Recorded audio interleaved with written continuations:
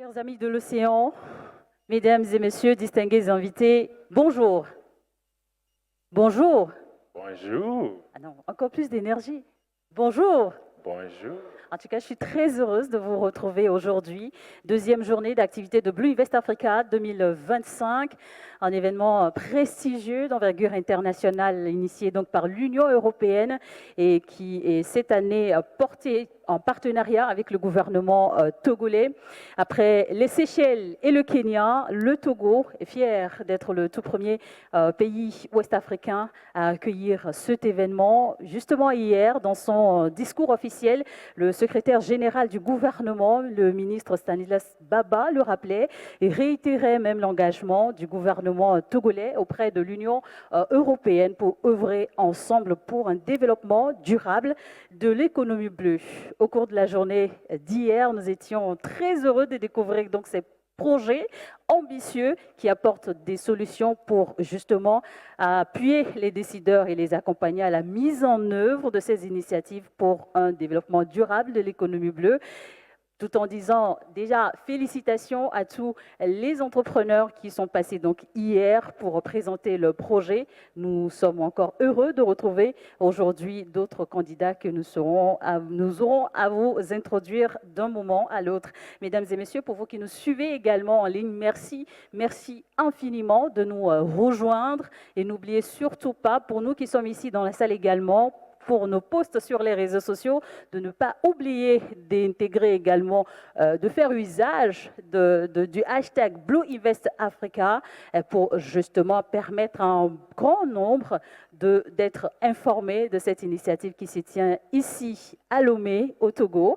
Mesdames et messieurs, je suis Charlotte Guézéré. C'est un réel plaisir pour moi aujourd'hui encore de conduire les travaux en collaboration, en complicité même, je dirais, avec Divine. Good morning. How are you doing today? Charlotte, I'm fine. Thank you.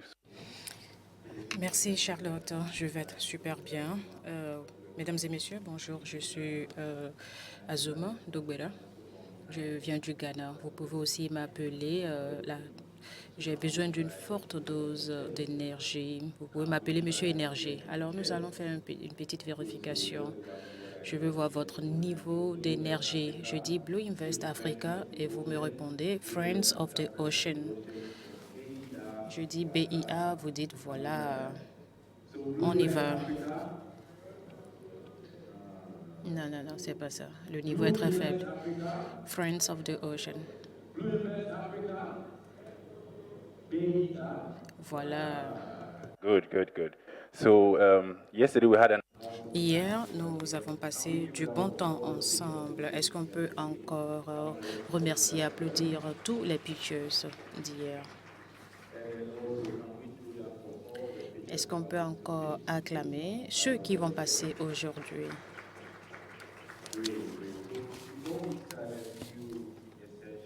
Avant d'entrer dans le vif du sujet,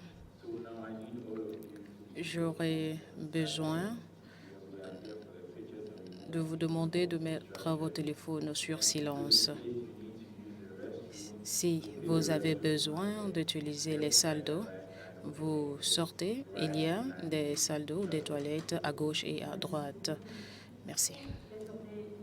D'aujourd'hui, nous poursuivrons bien entendu avec les sessions de pitch et nous en aurons 3 pour aujourd'hui. Nous suivrons également un panel de discussion qui va donc rassembler investisseurs et experts de la question de l'économie bleue. Nous suivrons également la cérémonie de clôture qui sera marquée donc par la remise de prix. On découvrira ensemble quels sont les meilleurs projets à primer en 2025. Et je pense qu'en ce moment-là, vraiment, ce sera une grande fête pour également célébrer le succès de cette 3e édition donc, qui se poursuit ce jeudi à Lomé, au Togo. Voilà. Sans transition, on va quand même déjà s'apprêter à suivre les premières présentations. Et bien entendu, on va commencer par installer les membres du jury. Et nous sommes aujourd'hui très heureux de retrouver parmi les 3 jurys je sais qu'elle est très occupée sur son ordinateur, mais elle s'apprête également à nous rejoindre tout de suite. Mesdames et messieurs, merci d'ovationner très très fort pour Lina de Launch Africa. Come on, give it up for her. Members of the jury of today, please welcome, ladies and gentlemen, Tondo from Ocean Hub. Nous allons inviter Tondo de Ocean Hub Africa.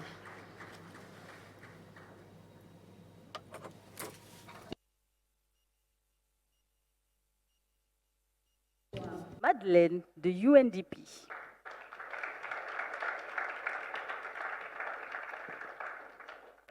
Mesdames et messieurs, ils seront 6 entrepreneurs à présenter leur projet lors de cette première session de ce jour.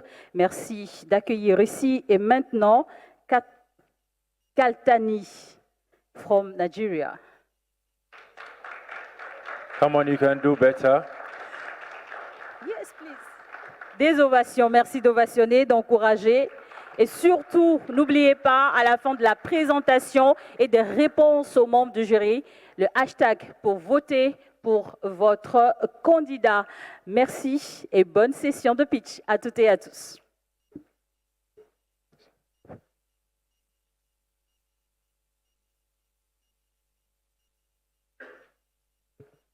Ladies and gentlemen, Bonjour, mesdames et messieurs.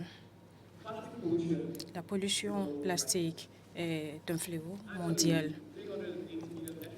318 millions de tonnes de plastique sont produits sur la planète et seulement 9% sont recyclés. 71% se retrouvent sur les décharges dans nos rues et sur nos océans. Alors cela cause des pertes ou des manques à gagner économiques à l'industrie marine. Nous avons une évaluation de plus de 2 millions de plastiques, dont 5% sont recyclés, collectés et recyclés. Et voilà la crise à laquelle nous faisons face. Maintenant, nous allons voir la crise au Nigeria. Le Nigeria produit plus de 6 millions de plastiques et qui finit par être des déchets. 20% sont collectés et donc le reste se retrouve sur les décharges à polluer le sol et ce qui cause une pollution environnementale assez sévère, ce qui cause la mort prématurée au Nigeria, le palu et d'autres maladies respiratoires. Et des enfants moins d'1 an sont la cible touchée par ces maladie. Mesdames et messieurs, je voudrais vous présenter Kaltani, une compagnie de gestion de déchets nigériane par l'innovation et la durabilité. Nous avons commencé en 2020 et nous avons déjà collecté 6 millions, dont 80 sont recyclés dans nos usines. Nous avons aussi des services de collecte de déchets et aussi nous avons des institutions de capture. Nous sommes dans 2 États pour avoir des outils recyclables et nous avons un chiffre d'affaires de 1 million de dollars au cours des 3 dernières années, mais nous ne sommes qu'à nos débuts. Il y a de cela 6 mois, nous avons eu un accord avec l'État d'Abia au Nigeria, qui est d'ailleurs le premier partenariat public que nous avons signé avec la mairie pour la collecte et le recyclage des déchets pour 4 millions de personnes.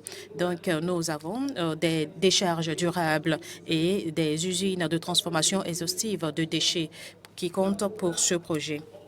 Nous avons une application mobile qui est utile pour l'agrégation des déchets, y compris les déchets agricoles. Alors, nous avons eu des incitatifs auprès des entrepreneurs verts qui forment d'ailleurs l'épine dorsale de notre économie circulaire. Notre modèle est conçu sur 3 piliers avec une population de 18 millions de personnes au cours des 2 prochaines années et nous pensons que nous serons capables de collecter 200 000 tonnes de déchets, réduire l'émission carbone et atteindre des milliers de peuples. Et nous aurons aussi à produire du carbone organique. Alors, notre équipe est constituée de jeunes. Nous avons un cumul de 20 ans d'expérience, un ingénieur, un financier et un homme d'affaires. 52% sont des femmes. Pourquoi est-ce que nous sommes là ici aujourd'hui? Nous cherchons un investissement de 12 millions de dollars pour élargir notre entreprise.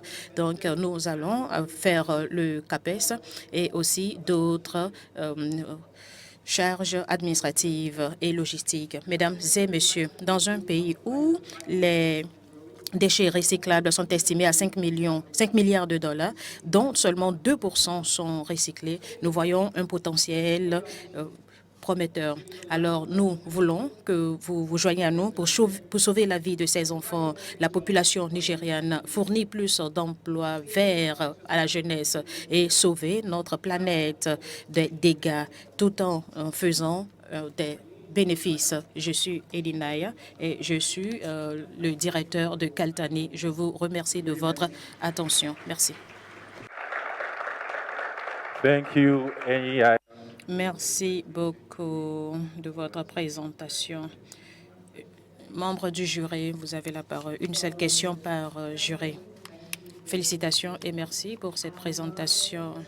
Ma question porte sur la traçabilité des plastiques que vous collectez. À quoi cela ressemble? La traçabilité. Qu'est-ce que vous voulez dire par traçabilité? Dans le recyclage des outils ou des plastiques, vous devez déjà avoir une cible ou comment est-ce que vous décrivez votre opérationnalité? Nous collectons des déchets dans l'État de Ogun, où nous avons notre entreprise ou notre usine. Nous allons vers la partie est, à Abia State précisément, où nous serons responsables de la collecte de tous les déchets plastiques. Donc, je dirais que les déchets plastiques seront sous notre responsabilité une fois dans cet état. Alors, vous cherchez 12 millions de dollars américains. Qu'est-ce que vous mettez dans ces 12 millions de dollars? C'est un projet qui nécessite des infrastructures. Parce que au moment où je vous parle, nous n'avons pas toutes les infrastructures requises pour la collecte et le recyclage des déchets. Nous sommes en train de mettre en place une usine exhaustive, complète, pour le traitement et le recyclage. Donc, une partie des fonds sera pour l'approvisionnement des machines, des laveurs, des déchiqueteurs. Et nous devons aussi avoir une autre machine que nous avons planifiée, acheter la 4e année. Donc, la machine sera pour... une partie des fonds sera pour l'investissement capital. Donc, les fonds que nous demandons seront... voilà comment ils seront utilisés. Une grande partie pour l'infrastructure. Et nous sommes en train de construire un écosystème, dois-je dire.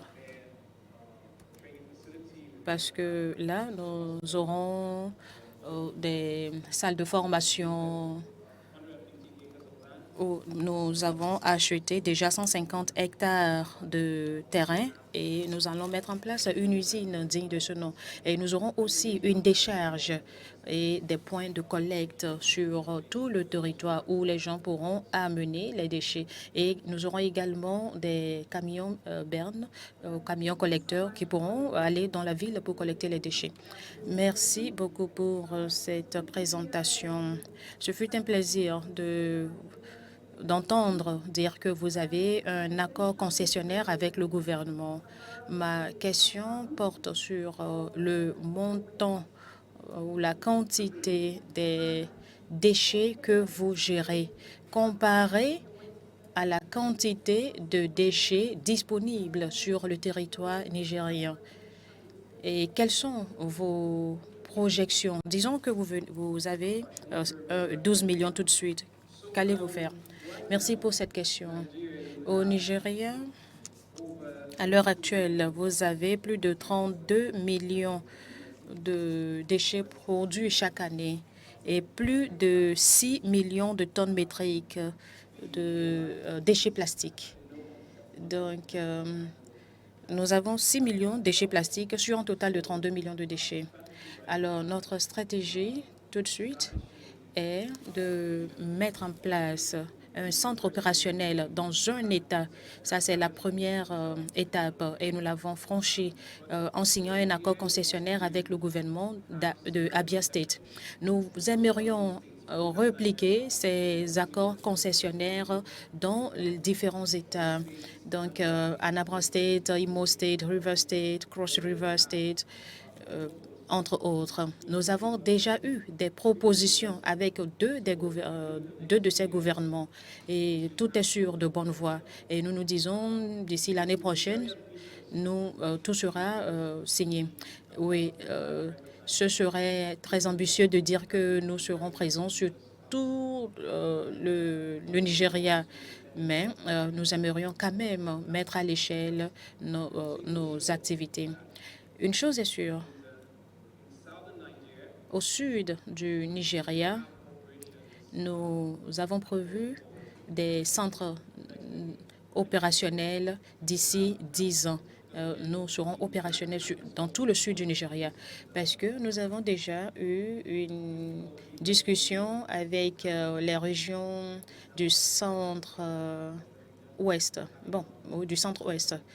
Nous avons eu des discussions avec une entité gouvernementale et on peut se le permettre. On peut se permettre de dire que nous serons présents sur la partie centre-ouest et sud d'ici 10 ans. Merci. Merci aux jurés et merci Uchenna. Ce fut une très belle présentation. À présent, nous passons au Gabon, où nous avons Paulin Besseleu Obamé. Mesdames et messieurs, je vous demande d'ovationner notre pitcher. Des acclamations pour lui, s'il vous plaît.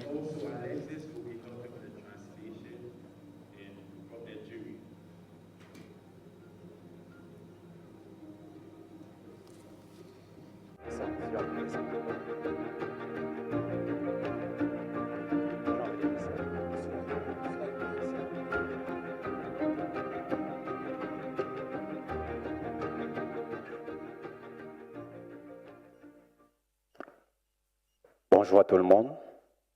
Je me nomme Paulin Besselobam, je suis de nationalité gabonaise et gérant de recyclage de collègues. Il faut savoir que plusieurs personnes qui consomment du poisson ont dans leur organisme ce qu'on appelle des microplastiques. Dans mon pays, le Gabon, environ 23 000 tonnes de déchets plastiques sont collectés chaque année. Seulement 10 à 15% de ces derniers sont recyclés et les 85 autres se retrouvent dans les décharges publiques ou encore dans les océans. Conséquence, lorsque les pêcheurs partent pêcher, ils retrouvent dans des filets une grande quantité de poissons, mais encore plus une grande quantité de plastique. Et c'est ce poisson qui est en contact avec ce plastique que nous allons avoir dans notre assiette. Donc, en d'autres mots, nous mangeons du plastique. C'est la raison pour laquelle Recyclage Collecte a décidé de se spécialiser dans la collecte, le tri et le compactage de ces différents déchets qui seront acheminés vers les unités de recyclage. Nous sommes orientés exclusivement vers une clientèle B2B constituée de supermarchés et de structures agroalimentaires. Actuellement, nous travaillons avec 6 d'entre elles et 2 ONG qui nous ont permis de faire des sensibilisations massives. Nous avons pu sensibiliser environ 20 établissements scolaires et impacter 26 000 personnes au cours de nos différentes activités, au cours de nos différentes années d'activité, mais aussi de retirer de l'environnement environ 4 millions de déchets plastiques. Cela aussi a été possible grâce à une équipe jeune et dynamique de 5 personnes, constituée bien sûr du gérant que je suis, qui a été formé en marketing et commerce et qui a subi plusieurs ateliers de formation sur la gestion des déchets et bien sûr sur le développement durable. Nous avons aussi 3 personnes qui sont en charge de la collecte, du tri, du compactage et une autre personne qui s'occupe uniquement de l'entretien de notre matériel. Nous avons 2 sources de financement, une qui nous provient de la collecte que nous effectuons et une autre qui nous provient de la revente auprès de notre partenaire de recyclage. Nous avons décidé de ne plus être simplement un fournisseur de déchets plastiques. Nous avons pris l'initiative d'être aussi un recycleur. Nous nous sommes orientés vers la pyrolyse des déchets plastiques pour en produire du carburant et nous ouvrir à un nouveau marché, bien sûr qui sont les entreprises industrielles. Nous sommes en train de discuter avec 2 d'entre elles, mais malheureusement, on ne peut pas encore répondre à leurs besoins parce que nous ne sommes pas encore en mesure de produire de grandes quantités de ce carburant. Et pour être en mesure de produire cette grande quantité, il nous faudra bien sûr lever via le Blue Invest Africa, par la méthode équité, 157 000 $, qui sera utilisé de la manière suivante. Premièrement, pour l'acquisition du matériel, notamment une pyrolyse pour pouvoir nous permettre de produire des quantités suffisantes pour répondre aux besoins déjà existants. Et deuxièmement, pour accroître l'équipe dirigeante. Non seulement accroître, mais aussi former ce qui est déjà existant. Et troisièmement, ce sera utilisé pour avoir toutes les autorisations possibles pour pouvoir mettre sur le marché notre produit. Cela générera bien sûr un chiffre d'affaires provisionnel de 230 000 $ et un résultat net de 14%. Si on réussit à lever ces fonds, on pourra impacter notre environnement, notamment on pourra retirer, actuellement nous avons retiré 4 millions de déchets plastiques, mais notre objectif est de retirer 16 millions de déchets plastiques par an. Créer environ 100 emplois indirects qui seront constitués des femmes et des jeunes, surtout les jeunes. Pourquoi? Parce que nous avons constaté dans notre pays que beaucoup de jeunes oisifs se laissent à la délinquance. Donc, on veut participer au fait qu'ils ne se livrent plus à ce type d'activité, donc en les embauchant ou en les créant une activité. Ceci dit, Jean-Jacques Grenet a dit la cruelle urgence de la protection de l'environnement ne se résoudra que par l'émergence d'un citoyen africain conscient du problème et prêt à agir, fait des recyclages de collecte cette personne. Merci. Mercy, mercy, jury, over to you. Have mercy on him, huh? Okay. Merci beaucoup. La question c'est sur l'élément innovant de votre projet. Qu'est-ce qui fait votre projet ou votre business unique? L'une des choses déjà qui fait que notre projet est unique, c'est parce que déjà au Gabon ou localement, il n'y a pas des entités qui font de la transformation de déchets plastiques en carburant. Donc ce sera la première fois au Gabon qu'on fera une activité similaire. Ok. Ma question... Donc on veut comment je pourrais dire ça? On veut nager sur cette vague pour apporter le plus. Ma question, c'est par rapport à la diversité de vos revenus. Je veux mieux comprendre parce que ça allait un peu vite. Quelles sont les différentes revenue streams, les différentes avenues pour générer en fait un chiffre d'affaires? Ouais. Comment on va faire pour générer le chiffre d'affaires ou comment nous générons déjà le chiffre d'affaires? Comment vous générez? Quels sont les différents business qui vous permettent de générer du chiffre d'affaires? Bon, ok. Premièrement, comme j'ai eu à dire, on a déjà des structures avec lesquelles on travaille. Elles sont au nombre de 6, qu'on propose un service de collecte des déchets plastiques à la source. Donc, ça, c'est la première source de revenus. Et la deuxième source de revenus, puisque on a aussi un partenaire de recyclage qui a besoin de cette matière pour pouvoir faire fonctionner ces unités. Donc, nous, on leur fournit, pas qu'on leur fournit, on leur revend cette matière. Donc, on a 2 sources de revenus actuellement. Bon, il y aura bien sûr une autre qui va se créer si on réussit à lever les 157 000 $ que je dis et fabriquer le carburant. Ce sera revendu ce carburant aux unités industrielles. Thank you. Merci. Ma question est similaire à celle de...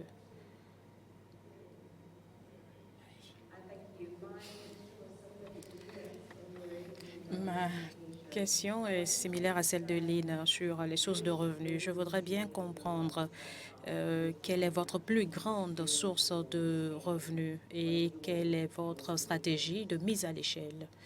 Merci. De revenus actuels, quelle est celle qui est la plus grande et quelle est celle vers laquelle vous vous pencherez le plus? Bon, actuellement, ce qui est la plus grande, c'est la revente.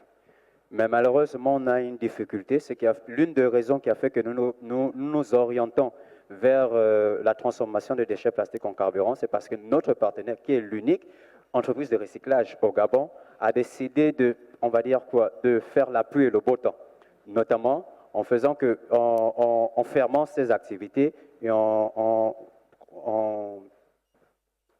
limitant les fournisseurs.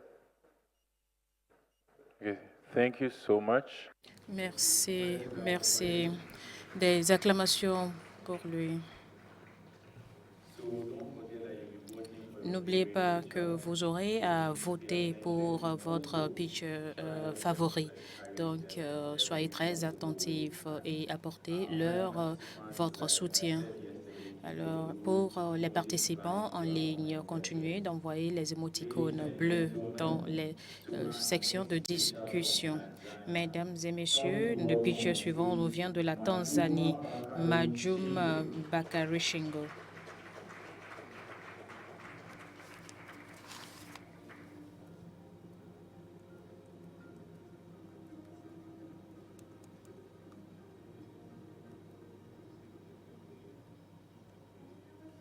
Bonjour à tous.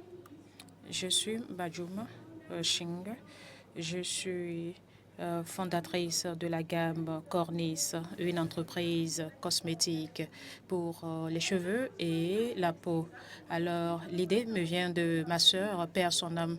Et elle avait eu l'idée d'entreprendre. Et après mes études, je suis rentrée dans les affaires.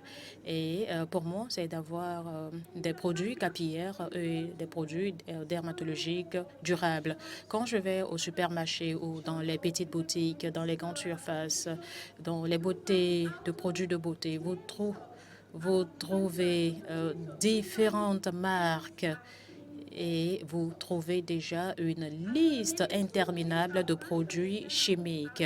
Et le pire, c'est que tous ces produits sont importés. Alors, cela voudrait dire que ceux qui peuvent se permettre d'acheter les produits de gommage, les produits de beauté sont très peu. Alors, est-ce qu'on peut utiliser des produits locaux, de la matière première locale, des huiles d'algues, l'huile de coco par exemple, pour avoir un produit capillaire assez abordable que tout le monde peut se permettre. Les cosmétiques chimiques vous donne un résultat très rapide, mais des dommages sur votre cheveu, sur votre peau et votre santé en général. Donc, on va utiliser par exemple les relaxants cheveux. Oui, vous avez un résultat très intéressant, mais votre cheveu est endommagé peu à peu. Et finalement, vous avez des impacts sur la santé. Donc, nous avons démarré en 2022 où nous avons eu des savons. À la troisième année maintenant, nous avons différentes gammes de savons avec des milliers vendus chaque année. Et nous faisons de la distribution dans les grandes surfaces et auprès des détaillants. L'entreprise est B2B, 70%, 30% auprès d'autres clients. Nous cherchons 50 000 $ pour mettre à l'échelle notre capacité de production. Dans ces 50 000 $, voilà comment nous allons l'utiliser. Acheter des machines pour éviter d'avoir certaines difficultés dans la production. Et nous avons aussi l'approvisionnement. Nous avons un client qui nous achète 50 pièces de savon chaque mois. Oui, parfois nous arrivons à répondre à la demande, mais d'autres fois nous y répondons très tardivement. Alors ça, c'est un défi auquel nous sommes confrontés. Avec les 50 000 $, nous pourrons produire plus de pains de savon. Nous produisons actuellement 10 000 pains de savon, mais avec votre investissement de 50 000, nous passerons de 10 000 pains de savon à 60 000 pains de savon. Nous passerons de 7 millions à 42 millions par an. Alors, je vous invite à vous embarquer sur mon voyage. Merci. Merci, merci. Veuillons l'encourager. Cher juré, vous avez la parole. Merci beaucoup. Je voudrais voir l'aspect finance de votre entreprise. Quel est le plus grand défi auquel vous êtes confronté? Le plus grand défi actuellement est que quand le client demande une grande capacité ou un grand nombre, nous ne sommes pas en mesure de répondre à la demande, à l'engagement. Donc, parfois on dit non, nous ne pourrons plus vous produire du savon ce mois-ci, mais le mois prochain. Ça, c'est le premier. Et numéro 2, c'est le marquage. Des gens aiment l'organique. Et ils savent aussi ce qu'est les produits chimiques. Mais est-ce qu'ils font confiance à notre marque? Ils savent que notre marque est organique. Est-ce qu'ils sont conscients de notre marque? Mais est-ce qu'ils le préféreraient par rapport aux produits importés? Merci beaucoup pour cette présentation. Je voudrais dire par rapport à d'autres produits sur le marché, d'autres produits organiques sur le marché, qu'est-ce qui vous rend si unique? Vous parlez du client qui doit connaître votre marque, votre produit. Qu'est-ce qu'il y a de si unique dans votre produit pour attirer le client?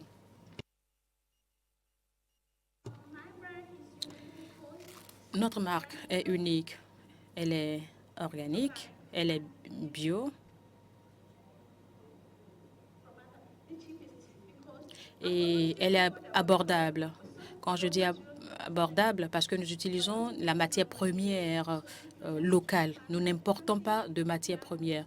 Vous voyez déjà ici, nous avons des savons qui coûtent $1.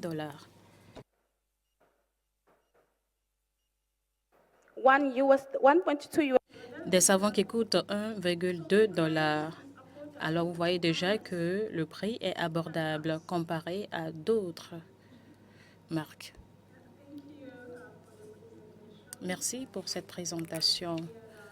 Je fus très ravie d'entendre dire que vos produits sont produits en Tanzanie. Ma question porte sur l'homologation.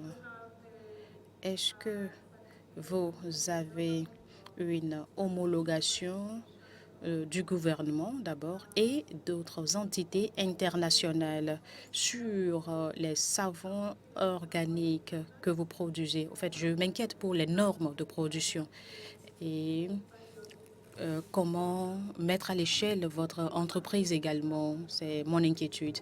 Alors, pourquoi je dis cela?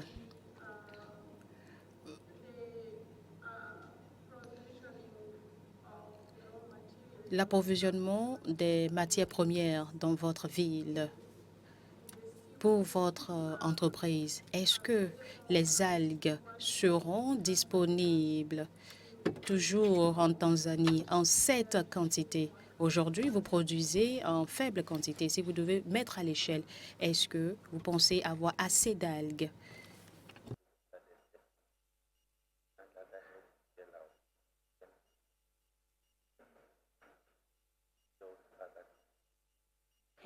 I have two certifications. One, Tanzania Bureau.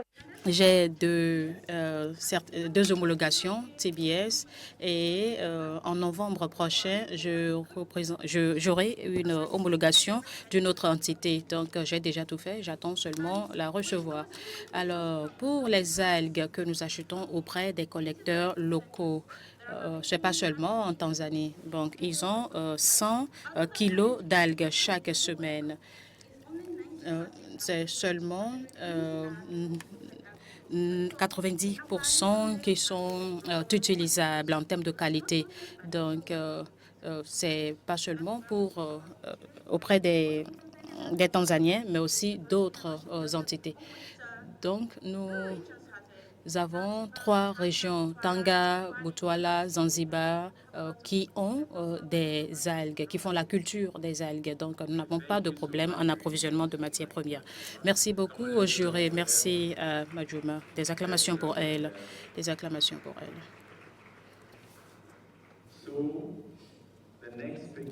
Le pitch suivant nous vient du Ghana.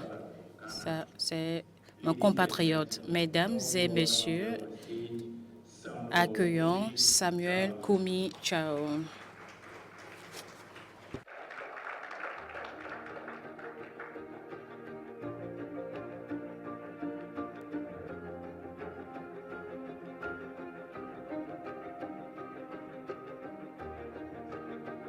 Good morning, everyone. Bonjour à tous. Avant de commencer, j'aimerais faire une vérification rapide de chaussures. Regardez vos chaussures et demandez-vous de quoi elles sont faites. Bonjour à tous, je suis un fabricant de chaussures et je viens du Ghana. J'ai été élevé à Labadi, une ville côtière du Ghana. Et chez nous, la fabrication de chaussures est une tradition passée de génération en génération, mais en tant qu'enfant, j'ai découvert quelque chose de très intéressant.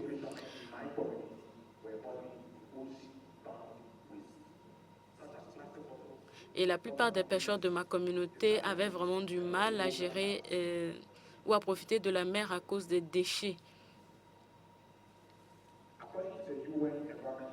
Selon le programme de l'environnement de l'ONU, 90 tonnes, 19 à 29 millions de tonnes de déchets plastiques entrent dans nos océans chaque année. Et cela endommage les capacités des pêcheurs au niveau local chaque année et la flore marine. Et la plupart de ces déchets sont soit brûlés, enfouis ou retournés à l'océan. Et dans notre entreprise, nous avons vu une opportunité de collecter ces déchets afin de débarrasser les communautés de ces déchets et les transformer en chaussures faites sur mesure pour l'Afrique. Et nous réduisons non seulement la pollution marine, mais nous créons également de l'emploi pour les artisans locaux, tout en préservant notre riche culture. Nous avons intégré des coûts faibles et des techniques de production modernes et inclut l'utilisation de machines qui utilisent de l'énergie solaire. Et chaque chaussure produite représente les déchets qui ont été retirés de la mer et de l'emploi pour les artisans locaux et un espoir pour une vie côtière plus saine. Notre opportunité sur le marché est très énorme. L'industrie en Afrique uniquement, c'est-à-dire l'industrie des chaussures en Afrique, a une valeur de 21 milliards. Et elle continue de croître. Avec un coût de production de 20 € et de 30 €, nous sommes positionnés pour échelonner non seulement au Ghana, mais à travers le continent et à l'extérieur.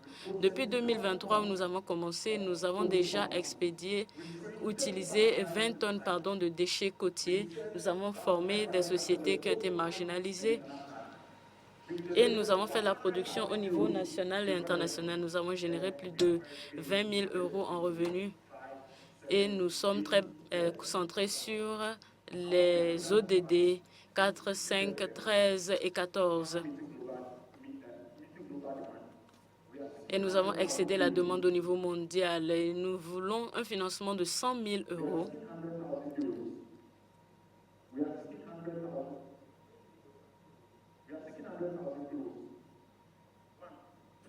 Tout d'abord, pour augmenter nos points de collecte de déchets côtiers, pour étendre notre production à 500 000 paires par mois et positionner Gold Coast Kota comme une marque africaine dans le domaine de l'économie bleue. Et cet investissement va non seulement nous aider à échelonner notre entreprise, mais à restaurer la dignité aux populations côtières et prouver que la durabilité peut marcher main dans la main avec le business. Je me nomme Samuel Kumi Chao et je viens du Ghana. Merci.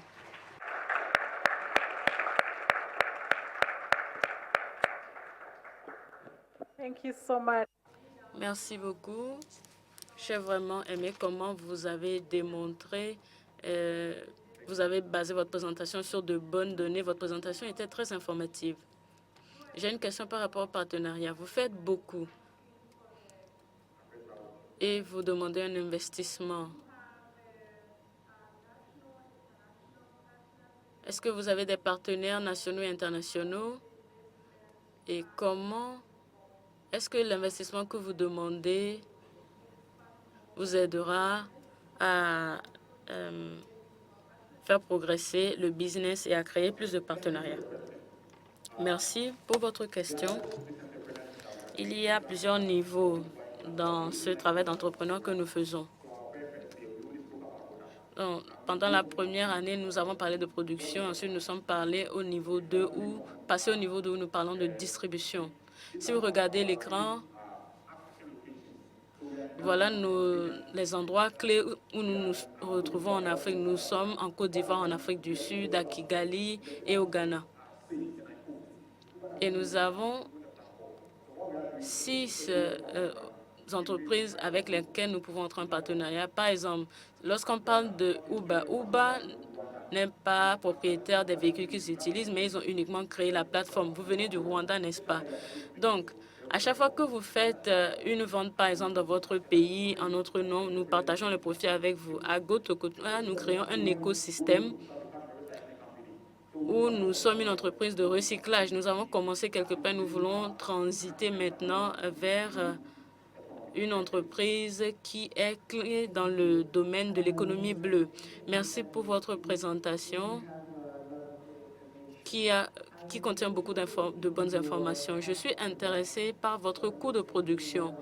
Donc, j'aimerais comprendre quels sont vos moteurs et comment marche l'économie de votre production. Donc, nous utilisons des matériaux, des matières premières. Au début, nous utilisions du cuir. Mais maintenant, nous utilisons des matériaux qui sont soucieux de l'environnement, tels que le jean. Et nous faisons beaucoup de nettoyage sur les plages pour trouver notre matière première. Nous payons également des salaires aux personnes avec lesquelles nous travaillons. Nous avons des machines que nous utilisons et nous achetons les jeans sur le marché. Et ce que nous faisons, c'est que nous voulons acheter plusieurs machines pour que nous puissions compétir avec le monde externe parce que notre rêve ne se limite pas à l'Afrique. Nous ne voulons pas faire des chaussures ghanéennes, mais des chaussures inspirées par l'Afrique. Donc, cela inclut tous les producteurs locaux de ces matériaux que nous utilisons. Et la troisième phase, c'est le marketing. Dans les 5 prochaines années, nous voulons devenir une marque qui est connue en Afrique. Merci. Thank you, Sam, for your presentation. Thank you. My question is related. Ma question a trait à votre coût de production et votre marché cible en matière de mode durable ou soucieuse de l'environnement. Donc, quel est votre marché cible? Nous avons 3 personnes. Lorsque nous avons commencé, nous avions l'objectif de vendre à tout le monde. Mais à cette étape, nous voulons cibler 3 personnes. Tout d'abord, les jeunes adultes. Deuxièmement, les personnes qui sont soucieuses de l'environnement à cause des matériaux que nous utilisons.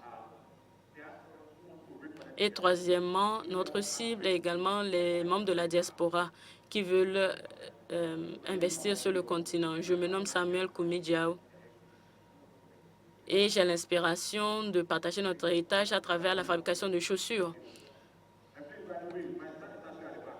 Et mon stand se trouve à l'arrière. Donc, au cas où vous voulez voir nos productions, vous pouvez venir nous voir. Et nous avons 10% de remise pour tous les participants de Blue Invest Africa.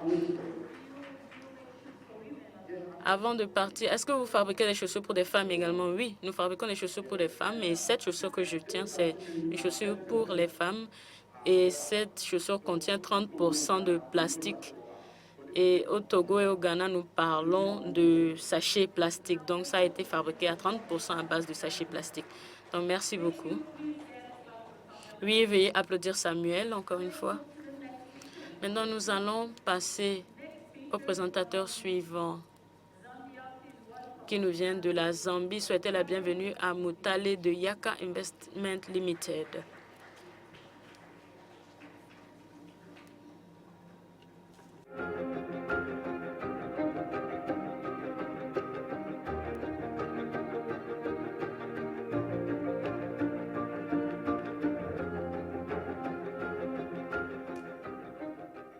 Good morning.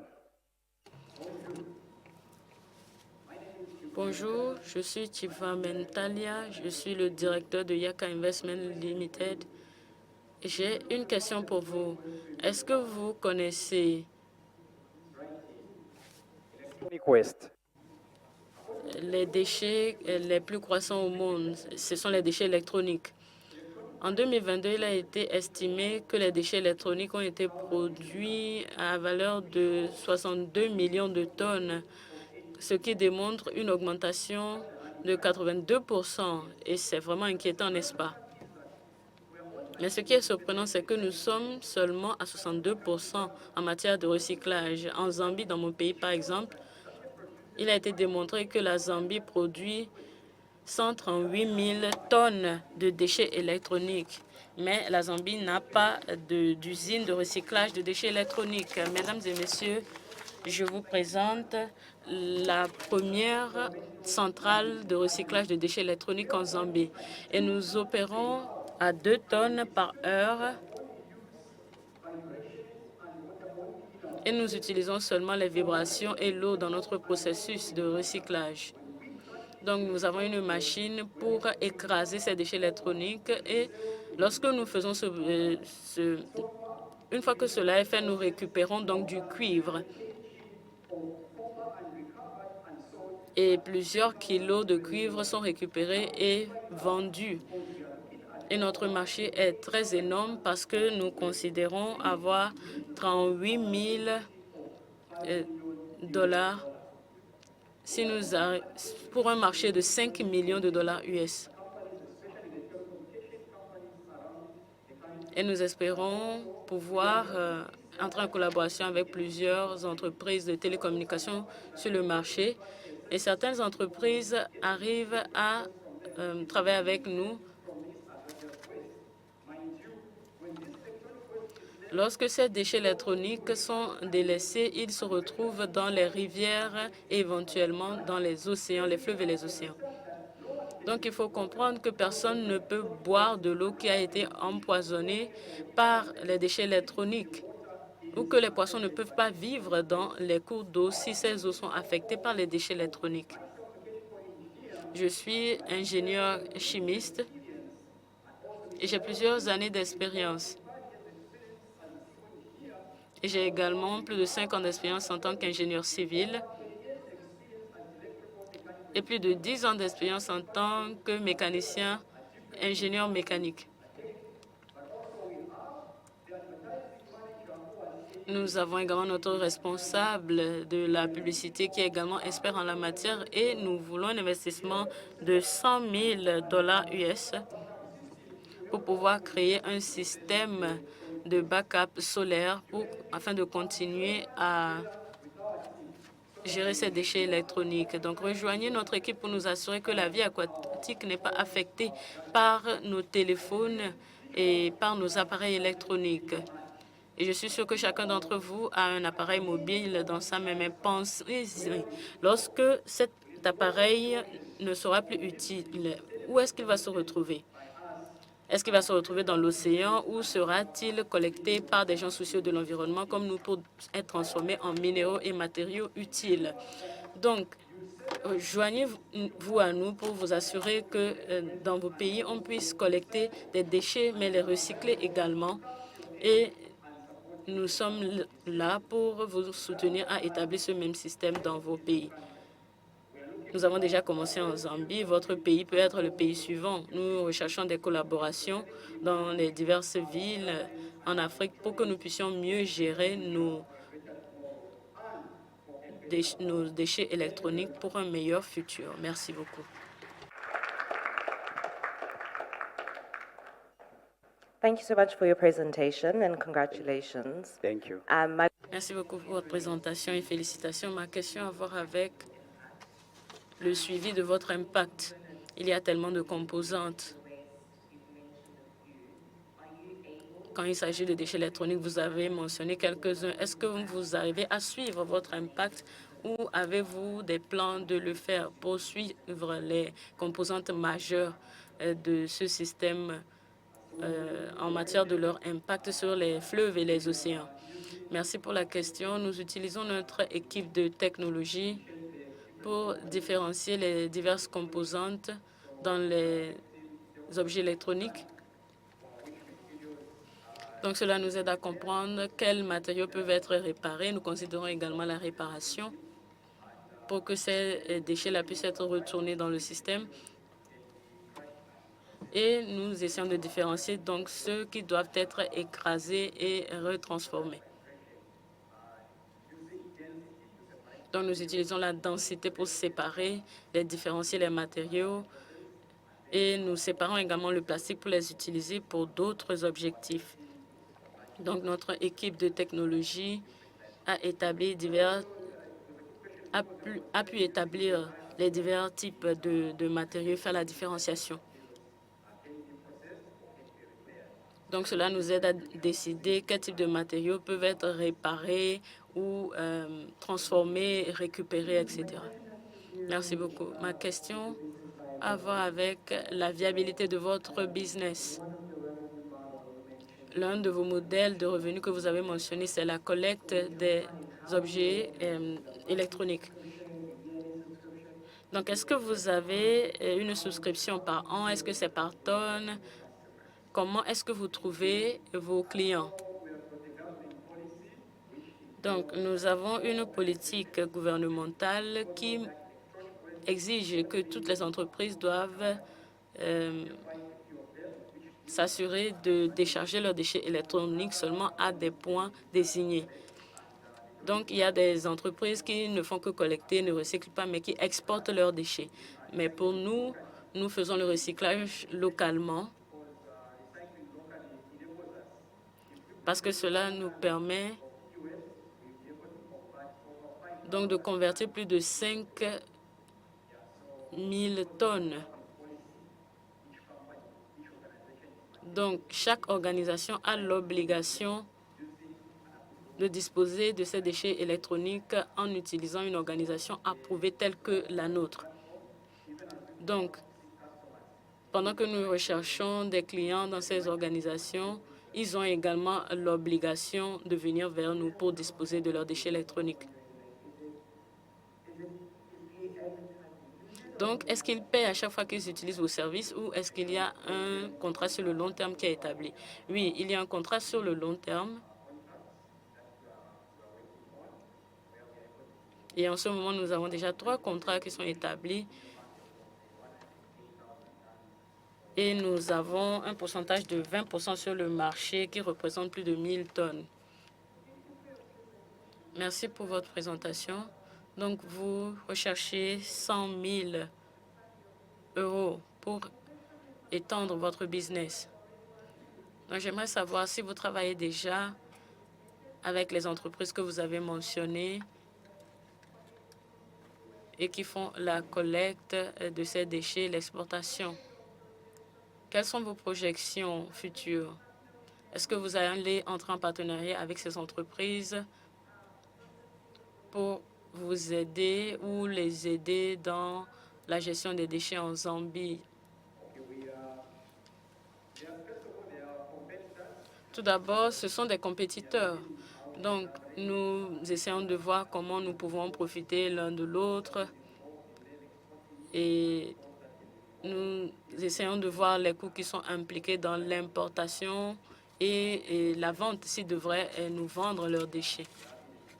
Donc, nous sommes en pourparlers pour voir quelle est la possibilité en matière de collaboration avec eux. Nous sommes déjà en train de travailler avec l'ONUDP pour qu'ils puissent nous présenter à des organisations similaires. Donc, nous sommes heureux de voir qu'il y a ici une personne qui représente l'ONUDP. Donc, nous sommes déjà en recherche de partenariat. Pardon, une personne qui est ici du PNUD. Merci pour votre présentation. Nous allons souhaiter la bienvenue, recevoir le dernier présentateur de cette session. Souhaiter la bienvenue à Anna Kadari de Calry Limited, qui vient du Kenya pour clore cette première session de pitching aujourd'hui.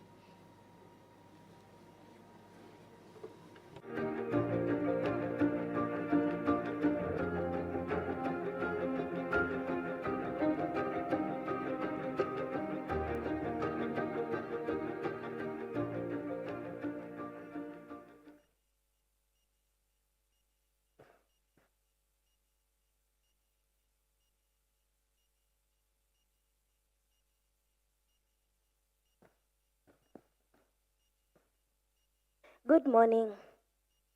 My name is Kadari Cherry from Kenya. I'm the founder and CEO. Je suis Kadari Kaltia, je suis la fondatrice et directrice de Kadari Limited. En 2021, je travaillais sur la ferme de ma mère et j'ai découvert une nouvelle très dévastateur.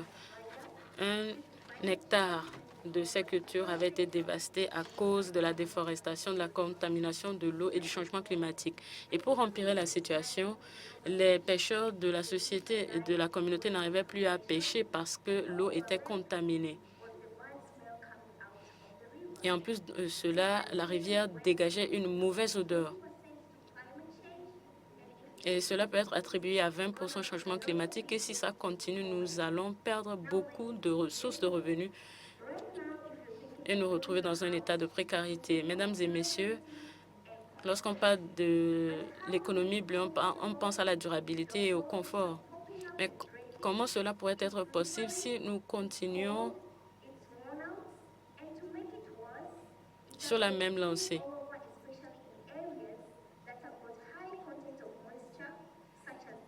Et la situation est vraiment terrible dans les zones où nous avons un niveau élevé d'humidité tel que les douches. Nos carreaux sont faits de plastique et de déchets agricoles et ils s'assurent que nous utilisons les matières premières et nous sommes en collaboration avec les institutions telles que Kenya Mwanti qui collecte les déchets de plus de 19 000 kilos par an. Et nous vendons ces carreaux aux entrepreneurs dans le domaine de la construction, pour la construction de domiciles, la construction commerciale. Et chaque carreau est vendu à 15,90 $. Et c'est un matériel qui est durable, qui contribue qui vous garde au chaud et qui est consciencieux de l'environnement. Et le secteur du carrelage au Kenya a une projection de 26,7 millions de dollars en 2025 et nous sommes à 0,6% de ce marché que nous espérons capturer dans les 5 années à venir. Et nous avons une projection de revenus de jusqu'à 70 000 $ US. Et nous pourrons atteindre cet objectif en vendant 390 000 cartons de carreaux par mois. Et nous avons collecté jusqu'ici 39 000 kilos de déchets par an. Nous avons créé plusieurs emplois et des collaborations, des partenariats. Et nous arrivons à atteindre plusieurs clients qui nous permettent d'aider plusieurs personnes à s'émanciper et de les outiller. Nous demandons 150 000 $ sous forme d'équité ou de subvention, ce qui nous permettra d'optimiser notre processus de production, à étendre notre marché et à améliorer notre réseau de collecte de déchets. Donc, mesdames et messieurs, vous êtes la bienvenue pour nous rejoindre dans cet objectif de changement de protection de l'environnement. Merci beaucoup pour votre présentation.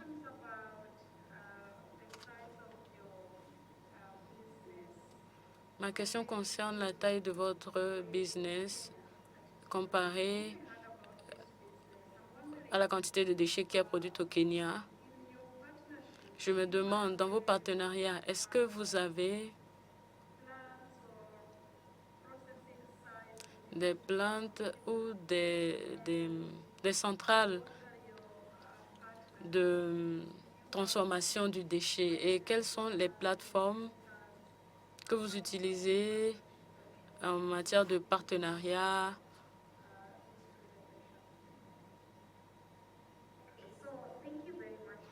Merci beaucoup pour la question. Tout d'abord, lorsque vous regardez le type de partenaire que nous avons Mastercard, la fondation Mastercard, qui nous a offert des financements. À part cela, nous avons Kenya qui nous offre également des financements et des formations. Nous avons KCC qui nous aide à nous positionner pour que notre business soit durable et soucieux de l'environnement. Et nous avons d'autres partenaires tels que KEBI, c'est-à-dire l'Institut de recherche et de développement du Kenya.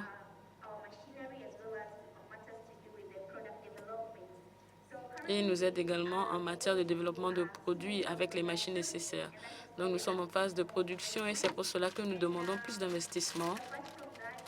Et à part cela, avec le financement que nous avons reçu de la Fondation Mastercard et autres partenaires, nous avons pu étendre nos opérations au-delà de Nairobi. Nous sommes dans d'autres comtés.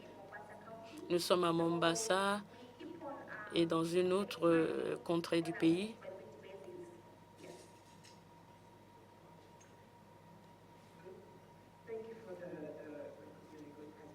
Merci pour la très bonne présentation. Dans votre présentation, vous avez parlé de vos résultats actuels et de vos projections. Je ne me rappelle pas des chiffres, mais j'aimerais savoir quelles sont certaines des émissions spécifiques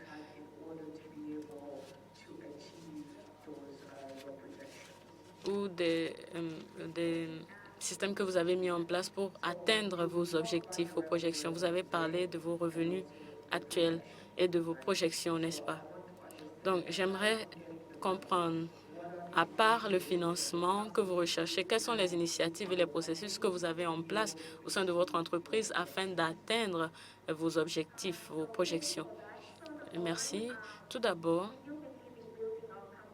nous avons foi en la capacité d'étendre notre entreprise à travers les revenus. Et ensuite, nous avons ce projet de Smart City au Kenya qui est Konza et nous voulons commencer à leur fournir nos matériaux parce qu'il y a beaucoup de construction en cours dans cette ville.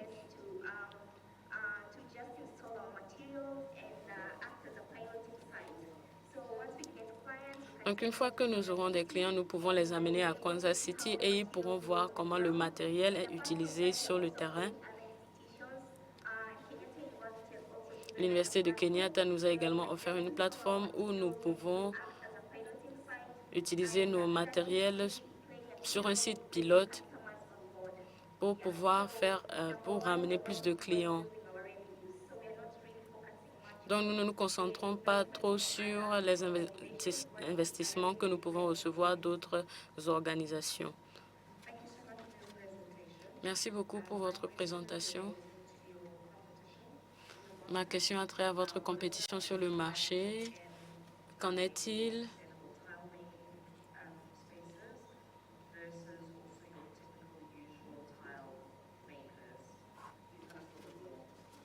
Est-ce que vous pouvez nous parler un peu de la compétition des fabricants de carreaux typiques, traditionnels?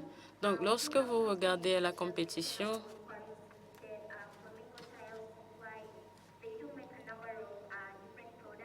ils fabriquent différents types de produits.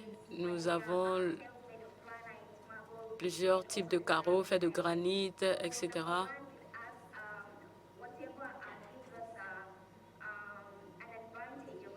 Donc, ce qui nous donne un avantage sur eux,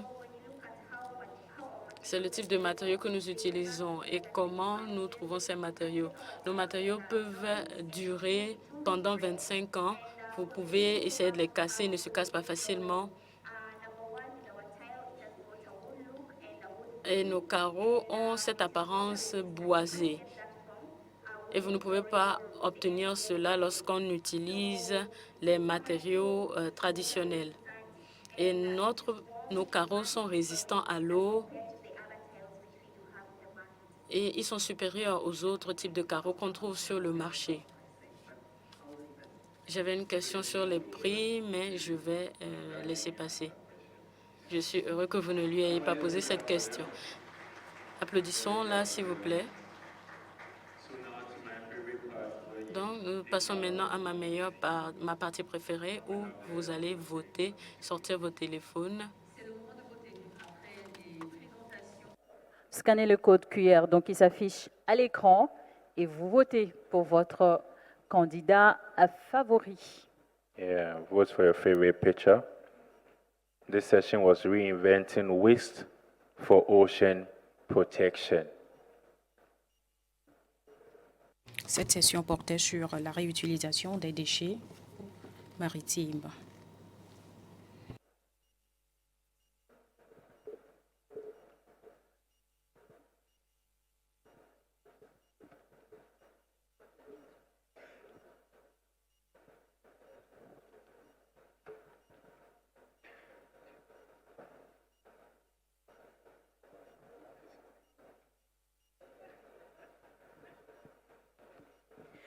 Encore quelques minutes pour voter.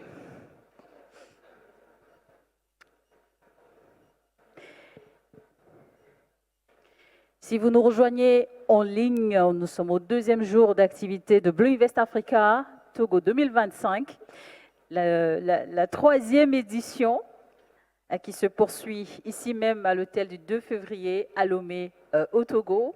Nous venons donc de suivre la première session de pitch projet de la journée. 3 sessions sont prévues. Dans l'après-midi, nous poursuivrons bien entendu avec les autres sessions de pitch. Dans un instant, nous partirons à la pause café. Une pause café qui doit durer environ 30 minutes. À 11h00, nous devons retourner en salle plénière pour suivre le panel du jour. Un panel qui sera bien sûr conduit et modéré par Alexis, que j'aurai le plaisir de vous introduire au moment venu. Merci beaucoup. Je pense que les votes sont terminés. On va remercier très chaleureusement les membres du jury, le tout premier jury 100% féminin que nous avons eu. Bravo. Merci beaucoup pour les questions. Merci aussi surtout pour la motivation transmise à nos candidats. Merci d'ovationner pour Madeleine, UNDP, Lina, Launch Africa, et Tando Ocean Hub Africa. Merci d'ovationner très, très, très fort pour les membres du jury. Merci beaucoup. Et juste derrière, donc, nous allons annoncer la pause café, coffee break, for 30 minutes. Yeah, so we are up for the coffee break. Même disposition qu'hier, la pause café donc a installé juste derrière les cloisons. Vous avez la partie gauche ou droite, à vous de choisir. À tout à l'heure en salle plénière pour la suite des activités de cette deuxième journée de Blue Invest Africa Togo 2025. Merci.